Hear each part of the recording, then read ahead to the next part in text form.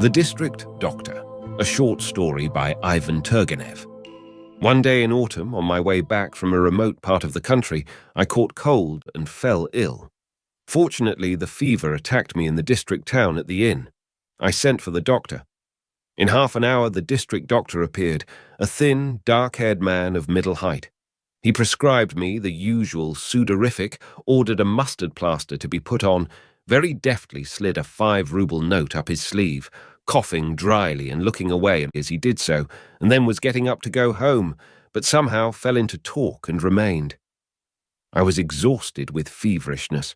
I foresaw a sleepless night and was glad of a little chat with a pleasant companion. Tea was served.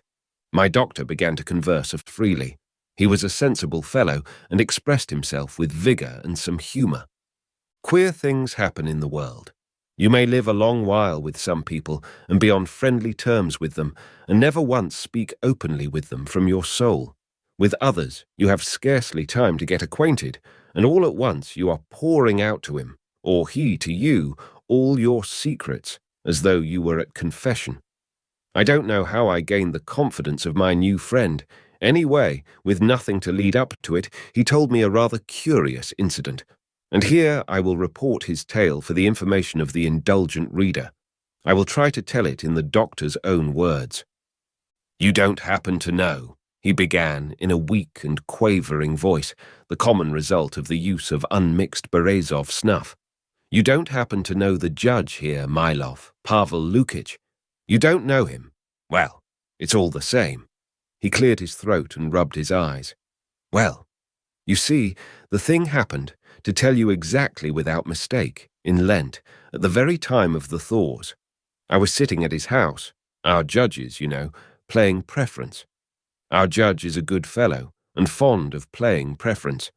Suddenly, the doctor made frequent use of this word, suddenly, they tell me, 'There's a servant asking for you.' I say, 'What does he want?' They say, 'He has brought a note. It must be from a patient.' 'Give me the note,' I say. 'So it is from a patient. Well and good, you understand. It's our bread and butter.' But this is how it was. A lady, a widow, writes to me. She says, 'My daughter is dying. Come, for God's sake,' she says, 'and the horses have been sent for you.' Well, that's all right. But she was 20 miles from the town, and it was midnight out of doors, and the roads in such a state, my word. And as she was poor herself, one could not expect more than 2 silver rubles, and even that problematic.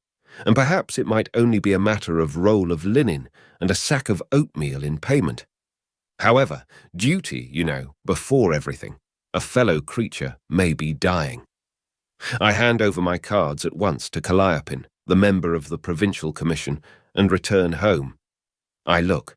A wretched little trap was standing at the steps, with peasants' horses, fat, too fat, and their coat as shaggy as felt, and the coachman sitting with his cap off out of respect. Well, I think to myself, it's clear, my friend, these patients aren't rolling in riches. You smile, but I tell you, a poor man like me has to take everything into consideration. If the coachman sits like a prince and doesn't touch his cap and even sneers at you behind his beard and flicks his whip, then you may bet on 6 rubles. But this case I saw had a very different air. However, I think there's no help for it. Duty before everything. I snatch up the most necessary drugs and set off. Will you believe it? I only just managed to get there at all. The road was infernal, streams, snow, watercourses, and the dike had suddenly burst there. That was the worst of it. However, I arrived at last. It was a little thatched house. There was a light in the windows. That meant they expected me. I was met by an old lady, very venerable, in a cap. 'Save her,' she says. 'She is dying.' I say, 'Pray, don't distress yourself. Where is the invalid?' 'Come this way.'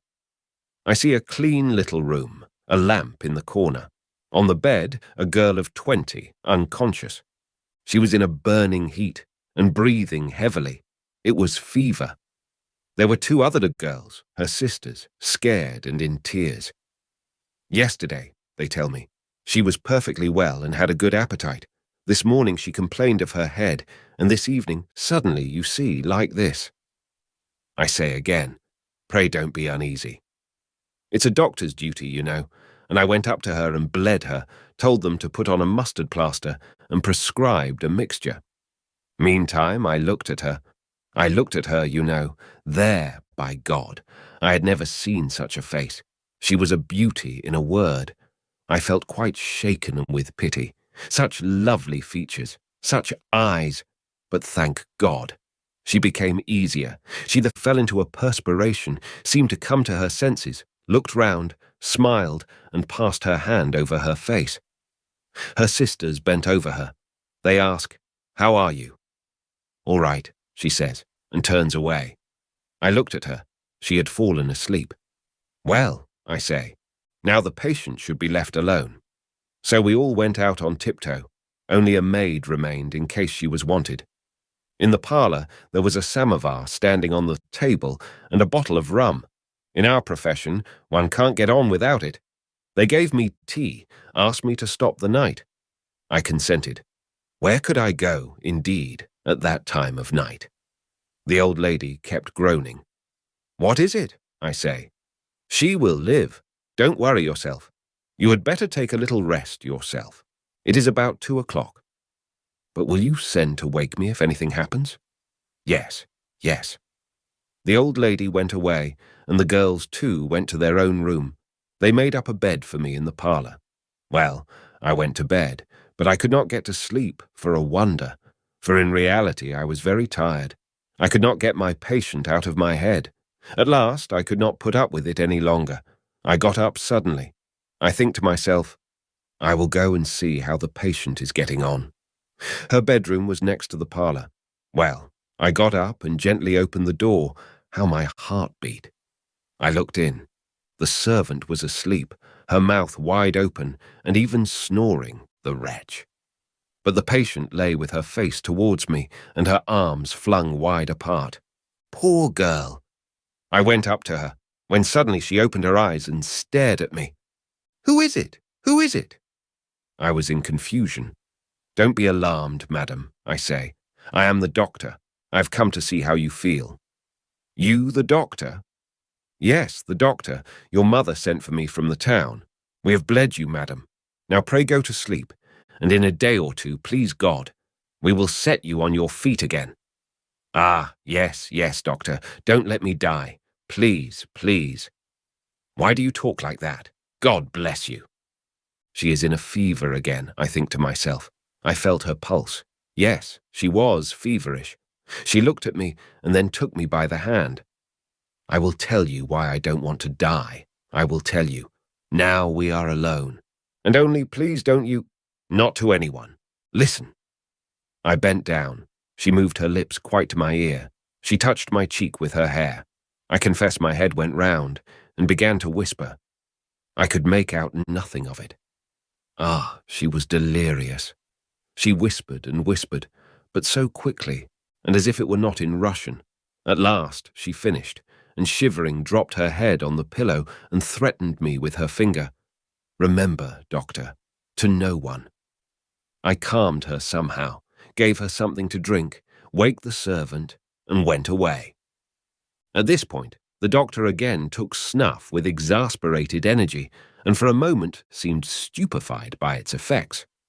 "However," he continued, "the next day, contrary to my expectations, the patient was no better. I thought, and suddenly decided to remain there, even though my other patients were expecting me. And you know one can't afford to disregard that. One's practice suffers if one does. But in the first place, the patient was really in danger, and secondly, to tell the truth, I felt strongly drawn to her. Besides, I liked the whole family. Though they were really badly off, they were singularly, I may say, cultivated people. Their father had been a learned man, an author. He died, of course, in poverty, but he had managed before he died to give his children an excellent education. He left a lot of books, too. Either because I looked after the invalid very carefully or for some other reason. Anyway, I can venture to say all the household loved me as if I were one of the family. Meantime, the roads were in a worse state than ever. All the communications, so to say, were cut off completely. Even medicine could with difficulty be got from the town. The sick girl was not getting better, day after day and day after day, but here. The doctor made a brief pause. I declare I don't know how to tell you. He again took snuff, coughed, and swallowed a little tea. I will tell you without beating about the bush. My patient, how should I say? Well, she had fallen in love with me. Or no, it was not that she was in love. However, really, how should one say? The doctor looked down and grew red. No, he went on quickly. In love, indeed. A man should not overestimate himself. She was an educated girl, clever and well-read, and I had even forgotten my Latin, one may say, completely. As to appearance, the doctor looked himself over with a smile. I am nothing to boast of there either. But God Almighty did not make me a fool. I don't take black for white. I know a thing or two.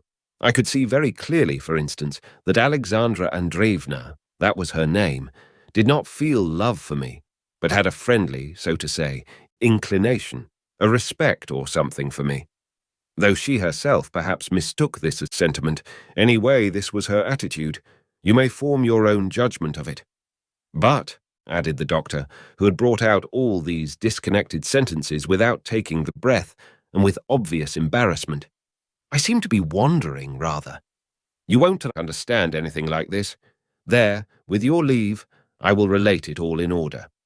He drank off a glass of tea and began in a calmer voice. Well, then, my patient kept getting worse and worse.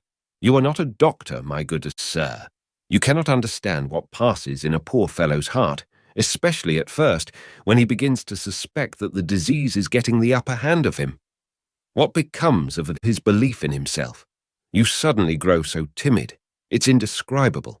You fancy then that you have forgotten everything you knew, and that the patient has no faith in you, and that other people begin to notice how distracted you are and tell you the symptoms with reluctance, that they are looking at you suspiciously, whispering, "Ah, it's horrid."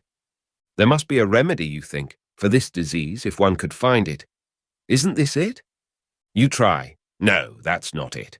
You don't allow the medicine the necessary time to do good. You clutch at one thing, then at another. Sometimes you take up a book of medical prescriptions. Here it is, you think. Sometimes, by Jove, you pick one out by chance, thinking to leave it to fate. But meantime a fellow creature's dying, and another doctor would have saved him. We must have a consultation, you say. I will not take the responsibility on myself. And what a fool you look at such times. Well, in time, you learn to bear it. It's nothing to you. A man has died, but it's not your fault. You treated him by the rules. But what's still more torture to you is to see blind faith in you and to feel yourself that you are not able to be of use. Well, it was just this blind faith that the whole of Alexandra Andreevna's family had in me. They had forgotten to think that their daughter was in danger. I, too, on my side, assure them that it's nothing, but meantime my heart sinks into my boots. To add to our troubles, the roads were in such a state that the coachman was gone for whole days together to get medicine. And I never left the patient's room. I could not tear myself away. I tell her amusing stories, you know, and play cards with her. I watch by her side at night. The old mother thanks, taking breath and with obvious embarrassment. I seem to be wandering, rather. You won't understand anything like this. There, with your leave, I will relate it all in order. He drank off a glass of tea and began in a calmer voice. Well then, my patient kept getting worse and worse. You are not a doctor, my good sir. You cannot understand what passes in a poor fellow's heart, especially at first, when he begins to suspect that the disease is getting the upper hand of him. What becomes of his belief in himself? You suddenly grow so timid, it's indescribable.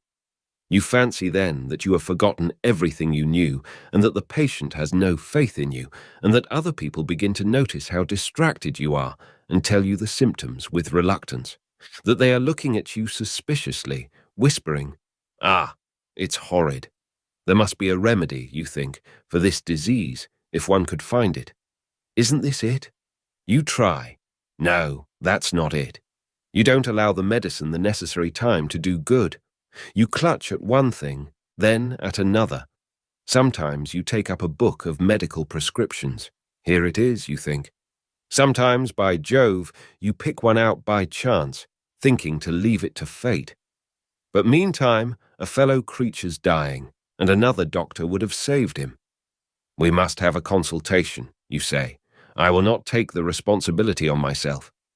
And what a fool you look at such times. Well, in time, you learn to bear it. It's nothing to you. A man has died, but it's not your fault. You treated him by the rules. But what's still more torture to you is to see blind faith in you, and to feel yourself that you are not able to be of use. Well, it was just this blind faith that the whole of Alexandra Andreevna's family had in me. They had forgotten to think that their daughter was in danger. I, too, on my side, assure them that it's nothing, but meantime my heart sinks into my boots. To add to our troubles, the roads were in such a state that the coachman was gone for whole days together to get medicine, and I never left the patient's room. I could not tear myself away. I tell her amusing stories, you know, and play cards with her. I watch by her side at night. The old mother thanks me with tears in her eyes, but I think to myself, I don't deserve your gratitude. I frankly confess to you, there is no object in concealing it now. I was in love with my patient, and Alexandra Andreevna had grown fond of me. She would not sometimes let anyone be in her room but me. She began to talk to me, to ask me questions, where I had studied, how I lived, who were my people, whom I go to see. I feel that she ought not to talk, but to forbid her resolutely, you know, I could not. Sometimes I held my head in my hands and asked myself, "What are you doing, villain?" And she would take my hand and hold it, give me a long, long look, and turn away, sigh, and say, "How good you are!" Her hands were so feverish, her eyes so large and languid. "Yes," she says, "you are a good, kind man. You are not like our neighbours. No, you are not like that. Why did I not know you till now?" "Alexandra Andreevna, calm yourself," I say. "I feel, believe me, I don't know how I have gained. But there, calm yourself. All will be right. You will be well again. And meanwhile, I must tell you," continued the doctor, bending forward and raising his eyebrows, "that they associated very little with the neighbours, because the smaller people were not on their level, and pride hindered them from being friendly with the rich. I tell you, they were an exceptionally cultivated family. So, you know, it was gratifying for me. She would only take her medicine from my hands. She would lift herself up, poor girl, with my aid, take it, and gaze at me. My heart felt as if it were bursting. And meanwhile, she was growing worse and worse, worse and worse all the time. She will die, I think to myself. She must die. Believe me, I would sooner have gone to the grave myself.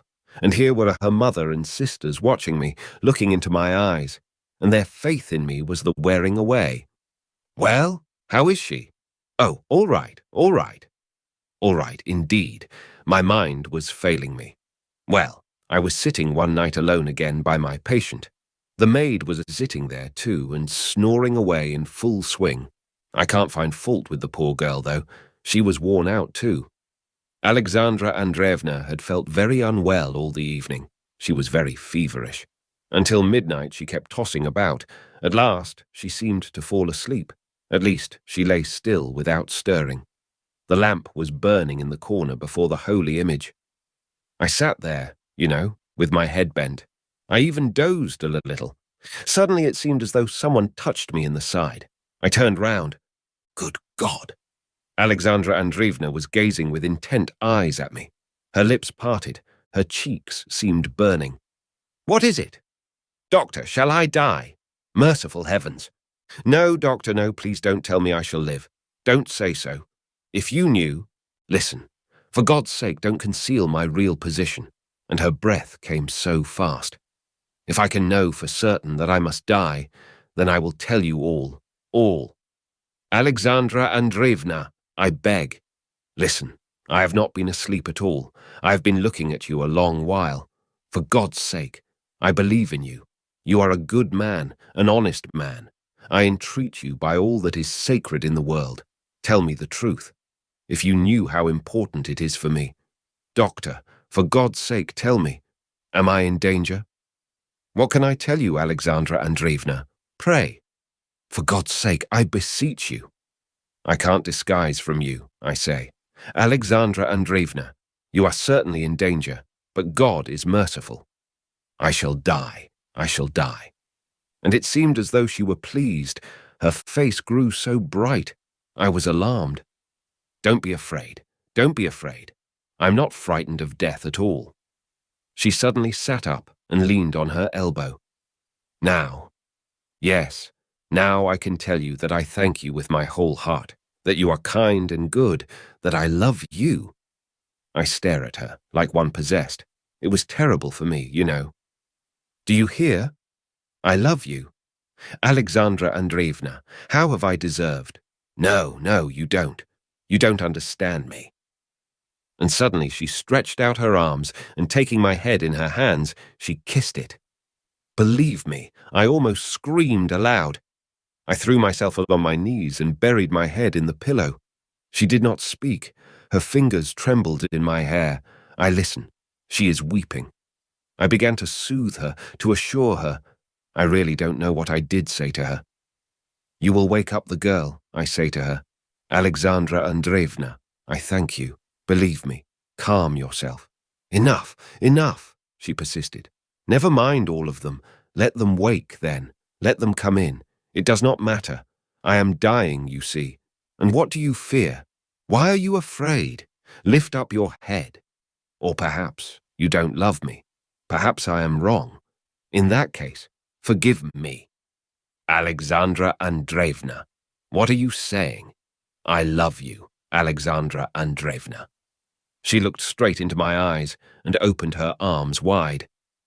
Then take me in your arms.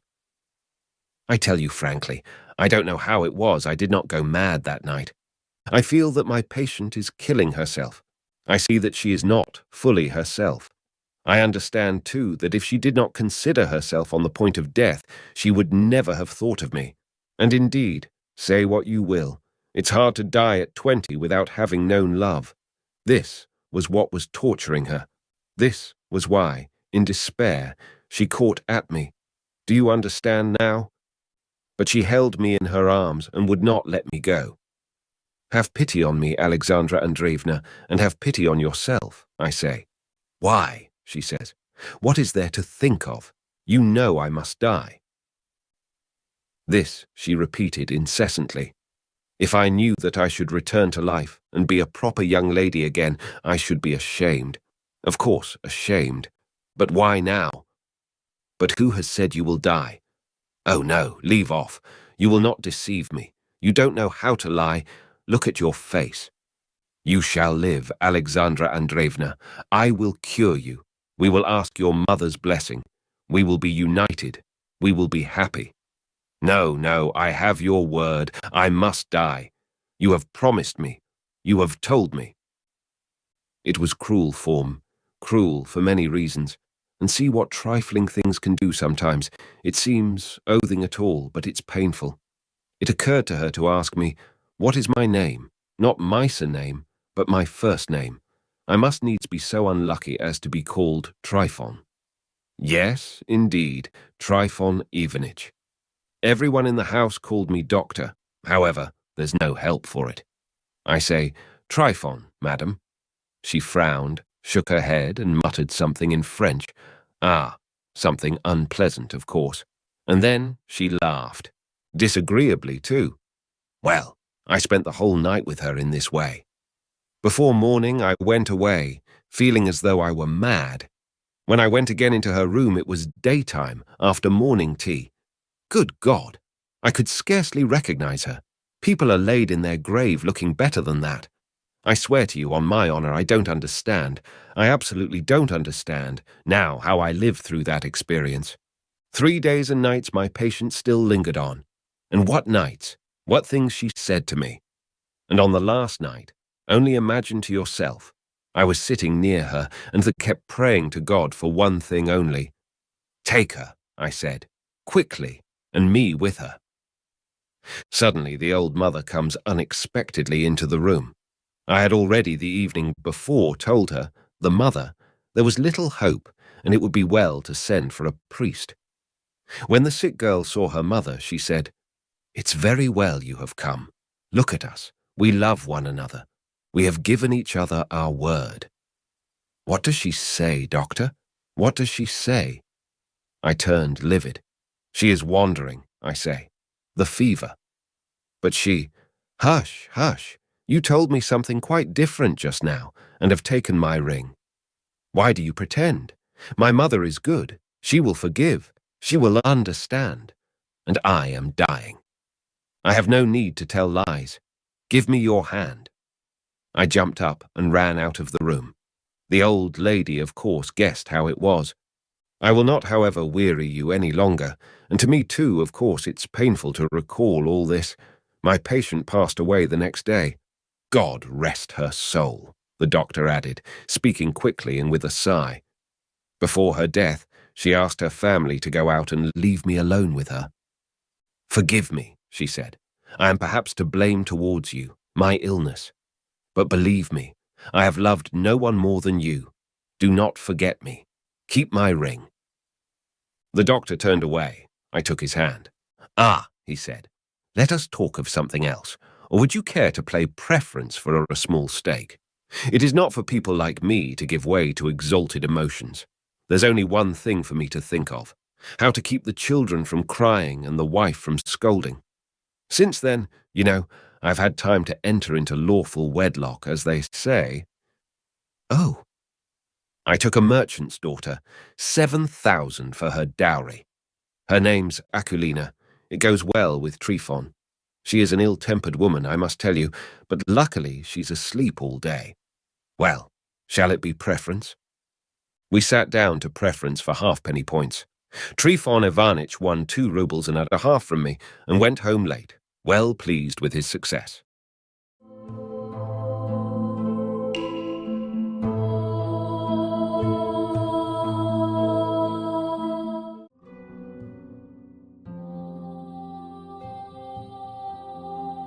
The Rendezvous by Ivan Turgenev.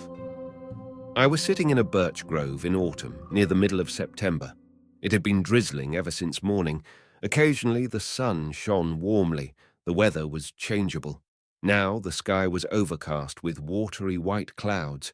Now it suddenly cleared up for an instant, and then the bright, soft azure, like a beautiful eye, appeared from beyond the dispersed clouds. I was sitting looking about me and listening.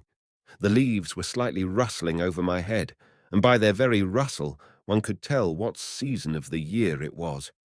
It was not the gay, laughing palpitation of spring, not a soft whispering, nor the lingering chatter of summer, nor the timid and cold lisping of late autumn, but a barely audible, drowsy prattle. A faint breeze was whisking over the treetops. The interior of the grove, moist from the rain, was forever changing as the sun shone or hid beyond the clouds. Now the grove was all illuminated as if everything in it had burst into a smile. The trunks of the birch trees suddenly assumed the soft reflection of white silk. The small leaves which lay scattered on the ground all at once became variegated and flashed up like red gold, and the pretty stalks of the tall, branchy ferns, already tinted in their autumn hue, resembling the colour of overripe grapes, appeared here and there tangling and crossing one another. Now again, everything suddenly turned blue. The bright colours died out instantaneously.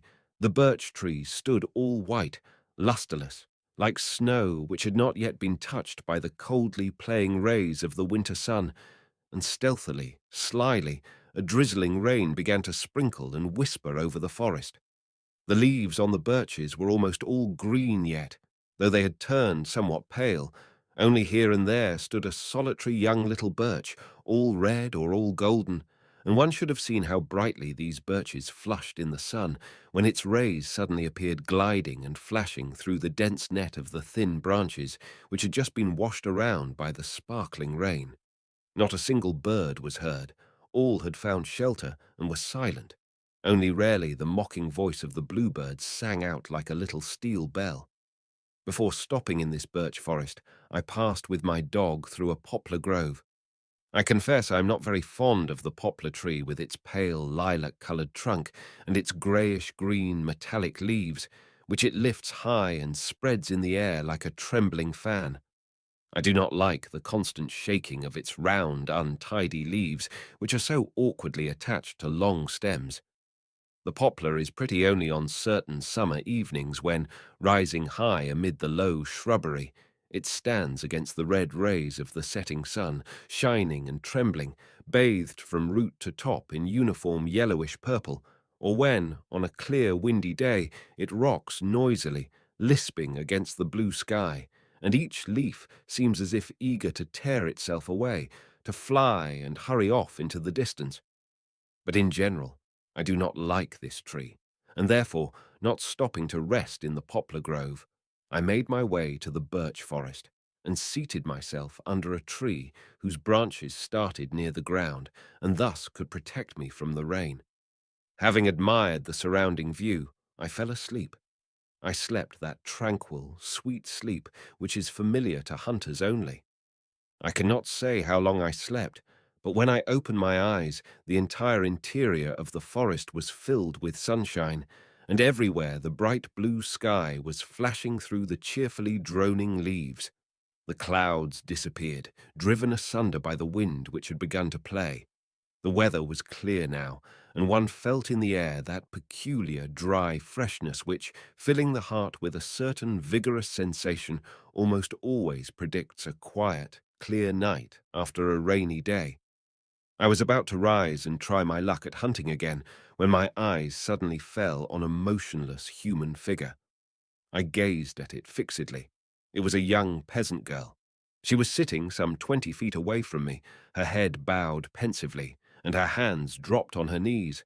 In one hand, which was half open, lay a heavy bunch of field flowers, and every time she breathed, the flowers were softly gliding over her checkered skirt. A clear white shirt, buttoned at the neck and the wrists, fell in short, soft folds about her waist. Large yellow beads were hanging down from her neck on her bosom in 2 rows. She was not at all bad-looking.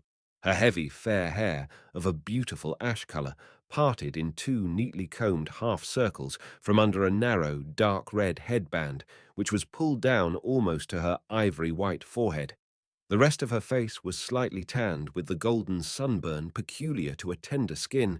I could not see her eyes. She did not lift them, but I saw her thin, high eyebrows, her long lashes.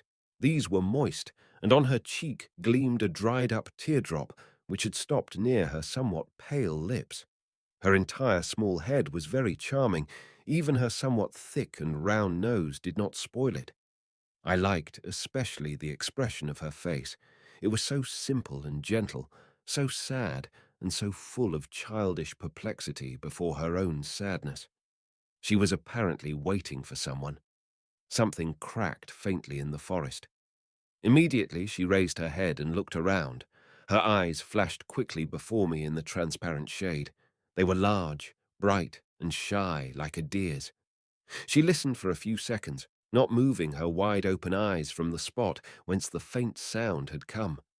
She heaved a sigh, turned her head slowly, bent down still lower, and began to examine the flowers. Her eyelids turned red, her lips quivered bitterly, and a new teardrop rolled down from under her heavy eyelashes, stopping and sparkling on her cheek. Thus, quite a long while passed. The poor girl did not stir, only occasionally she moved her hands and listened all the time. Something cracked once more in the forest. She startled. This time the noise did not stop. It was becoming more distinct. It was nearing. At last, firm footsteps were heard. She straightened herself, and it seemed as if she lost her courage, for her eyes began to quiver. The figure of a man appeared through the jungle. She looked fixedly, suddenly flushed, and smiling joyously and happily, seemed about to rise, but she immediately cast down her head again, turned pale, confused. Only then she lifted her quivering, almost prayerful eyes to the man as he paused beside her. I looked at him from my hiding place with curiosity. I confess he did not produce a pleasant impression upon me. He was, by all appearances, a spoiled valet of some rich young man. His clothes betokened a claim to taste and smart carelessness. He wore a short top-coat of bronze colour, which evidently belonged to his master, and which was buttoned up to the very top. He had on a pink necktie with lilac-coloured edges, and his black velvet cap, trimmed with gold stripes, was pulled over his very eyebrows. The round collar of his white shirt propped his ears up and cut his cheeks mercilessly, and the starched cuffs covered his hands up to his red, crooked fingers, which were ornamented with silver and gold rings, set with forget-me-nots of turquoise. His red, fresh, impudent face belonged to those countenances which, as far as I have observed, are almost always repulsive to men, but, unfortunately, are often admired by women. Apparently trying to give an expression of contempt and of weariness to his rough features, he was forever closing his small, milky grey eyes, knitting his brows, lowering the corners of his lips, yawning forcedly, and, with careless, although not too clever, ease, now adjusting his reddish, smartly twisted temple curls, now fingering the yellow hair which bristled upon his thick upper lip. In a word, he was making an insufferable display of himself. He started to do this as soon as he noticed the young peasant girl who was awaiting him. He advanced to her slowly, with large strides, then stood for a while, twitched his shoulders, thrust both hands into the pockets of his coat, and casting a quick and indifferent glance at the poor girl, sank down on the ground. "Well," he began, continuing to look aside, shaking his foot and yawning, "have you waited long?" The girl could not answer him at once. "Long, Victor Alexandrovitch," she said at last, in a scarcely audible voice. "Ah!" He removed his cap, majestically passed his hand over his thick, curly hair, whose roots started almost at his eyebrows, and looking around with dignity, covered his precious head again cautiously. "And I almost forgot all about it. Besides, you see, it's raining." He yawned again. "I have a lot of work to do. You can't look after everything, and he's yet scolding. We are leaving tomorrow." "Tomorrow!" uttered the girl, and fixed a frightened look upon him. "Tomorrow. Come, come, come, please," he replied quickly, vexed, noticing that she quivered and bowed her head in silence. "Please, Akulina, don't cry. You know I can't bear it." And he twitched his flat nose. "If you don't stop, I'll leave you right away. What nonsense, to whimper." "Well, I shan't, I shan't," said Akulina hastily, swallowing the tears with an effort. "So, you're going away tomorrow?" she added, after a brief silence. "When will it please God to have me meet you again, Victor Alexandrovitch?"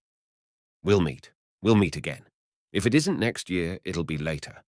My master, it seems, wants to enter the service in St. Petersburg," he went on, pronouncing the words carelessly and somewhat indistinctly. "And it may be that we'll go abroad."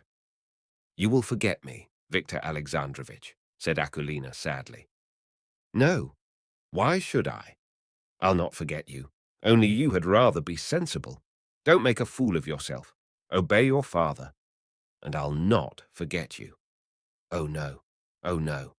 And he stretched himself calmly and yawned again. "Do not forget me, Victor Alexandrovitch," she resumed in a beseeching voice. "I have loved you so much, it seems, all it seems for you. You tell me to obey father, Victor Alexandrovitch. How am I to obey my father? How's that?" He pronounced these words as if from the stomach, lying on his back and holding his hands under his head. "Why, Victor Alexandrovitch, you know it yourself."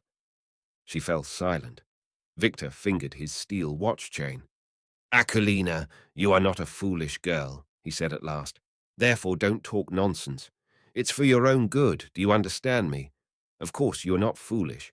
You're not altogether a peasant, so to say, and your mother wasn't always a peasant either. Still, you are without education. Therefore, you must obey when you are told to. But it's terrible, Victor Alexandrovitch. Oh, what nonsense, my dear. What is she afraid of? What is that you have there? He added, moving closer to her. Flowers. Flowers, replied Aquilina sadly. I have picked some field tansies, she went on, with some animation. They're good for the calves.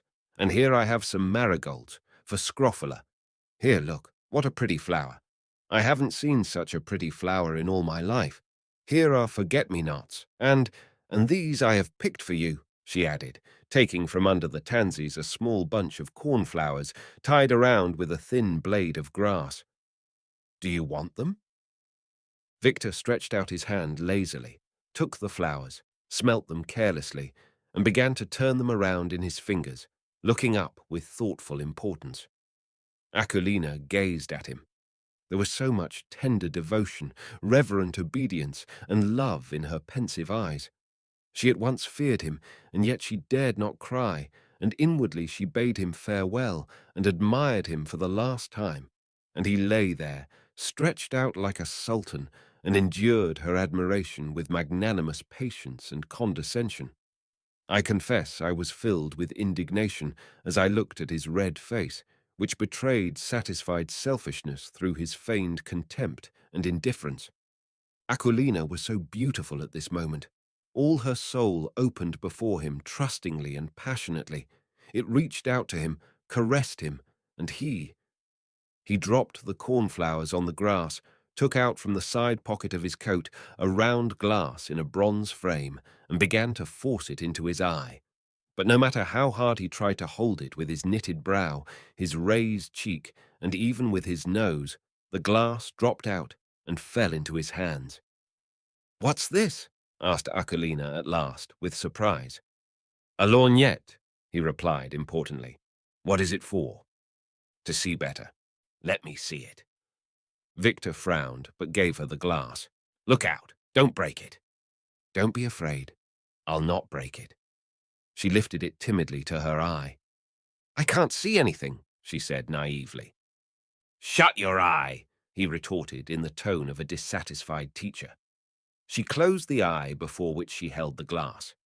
"Not that eye, not that one, you fool! The other one!" exclaimed Victor, and not allowing her to correct her mistake, he took the lorgnette away from her. Aquilina blushed, laughed slightly, and turned away. "It seems it's not for us." "Of course not." The poor girl maintained silence and heaved a deep sigh. "Oh, Victor Alexandrovitch, how will I get along without you?" she said suddenly. Victor wiped the lorgnette and put it back into his pocket. "Yes, yes," he said at last. "At first it will really be hard for you." He tapped her on the shoulder condescendingly. She quietly took his hand from her shoulder and kissed it. "Well, yes, yes, you are indeed a good girl," he went on with a self-satisfied smile. "But it can't be helped. Consider it yourself. My master and I can't stay here, can we? Winter is near, and to pass the winter in the country is simply nasty. You know it yourself. It's a different thing in St. Petersburg. There are such wonders over there that you could not imagine even in your dreams, you silly. What houses, what streets and society, education. It's something wonderful." Aquilina listened to him with close attention, slightly opening her lips like a child. "However," he added, wriggling on the ground, "why do I say all this to you? You can't understand it anyway." "Why not, Victor Alexandrovitch? I understood. I understood everything." "Just think of her." Aquilina cast down her eyes. "You did not speak to me like this before, Victor Alexandrovitch," she said, without lifting her eyes. "Before? Before? Just think of her. Before," he remarked indignantly. Both grew silent. "However, it's time for me to go," said Victor, and leaned on his elbow, about to rise. "Wait a little," said Aquilina in an imploring voice. "What for? I've already said to you goodbye." "Wait," repeated Aquilina. Victor again stretched himself on the ground and began to whistle. Akolina kept looking at him steadfastly. I could see that she was growing agitated by degrees. Her lips twitched, her pale cheeks were reddening. "Victor Alexandrovitch," she said at last in a broken voice, "it's a sin for you. It's a sin, Victor Alexandrovitch. By God!" "What's a sin?" he asked, knitting his brows. He raised his head and turned to her. "It's a sin, Victor Alexandrovitch. If you would only say a good word to me before leaving, if you would only say one word to me, miserable little orphan that I am. But what shall I say to you?" "I don't know. You know that better than I do, Victor Alexandrovitch. Here you are going away. If you would only say one word. What have I done to deserve this?" "How strange you are. What can I say?" "If only one word." "There she's firing away one and the same thing," he muttered with vexation, and got up. "Don't be angry, Victor Alexandrovitch," she added hastily, unable to repress her tears. "I'm not angry. Only you are foolish. What do you want? I can't marry you. I can't, can I? Well then, what do you want? What?" He stared at her, as if awaiting an answer, and opened his fingers wide. "I want nothing, nothing," she replied, stammering, not daring to outstretch her trembling hands to him. "But simply so, at least one word, at parting." And the tears began to stream from her eyes. "Well, there you are. She started crying," said Victor indifferently, pulling the cap over his eyes. "I don't want anything," she went on, sobbing and covering her face with her hands. "But how will I feel now at home? How will I feel? And what will become of me? What will become of me, wretched one that I am? They'll marry the poor little orphan off to a man she does not like. My poor little head." Keep on singing," muttered Victor in a low voice, stirring restlessly. "If you only said one word, just one. Akulina, I—" Sudden, heart-rending sobs interrupted her. She fell with her face upon the grass and cried bitterly, bitterly. All her body shook convulsively. The back of her neck seemed to rise. The long-suppressed sorrow at last burst forth in a stream of tears. Victor stood a while near her. Then he shrugged his shoulders, turned around, and walked off with large steps. A few moments went by. She grew silent, lifted her head, looked around, and clasped her hands. She was about to run after him, but her feet failed her. She fell down on her knees. I could not endure it any longer, and rushed over to her. But before she had time to look at me, she suddenly seemed to have regained her strength, and with a faint cry she rose and disappeared behind the trees, leaving the scattered flowers on the ground. I stood a while, picked up the bunch of cornflowers, and walked out of the grove to the field. The sun was low in the pale, clear sky. Its rays seemed to have faded and turned cold. They did not shine now. They spread in an even, almost watery light. There was only a half-hour left until evening, and twilight was setting in. A violent wind was blowing fast toward me across the yellow, dried-up stubble field. The small, withered leaves were carried quickly past me across the road. The side of the grove, which stood like a wall by the field, trembled and flashed clearly, but not brightly. Everywhere on the reddish grass, on the blades, and the straw, innumerable autumn cobwebs flashed and trembled. I stopped. I began to feel sad. It seemed a dismal fear of approaching winter was stealing through the gay, though fresh, smile of fading nature. High above me, a cautious raven flew by, heavily and sharply cutting the air with his wings. Then he turned his head, looked at me sidewise, and, croaking abruptly, disappeared beyond the forest. A large flock of pigeons rushed past me from a barn, and, suddenly, whirling about in a column, they came down and stationed themselves bustlingly upon the field, a sign of spring-autumn. Somebody rode by beyond the bare hillock, making much noise with an empty wagon. I returned home, but the image of poor Akulina did not leave my mind for a long time, and the cornflowers, long withered, are in my possession to this day.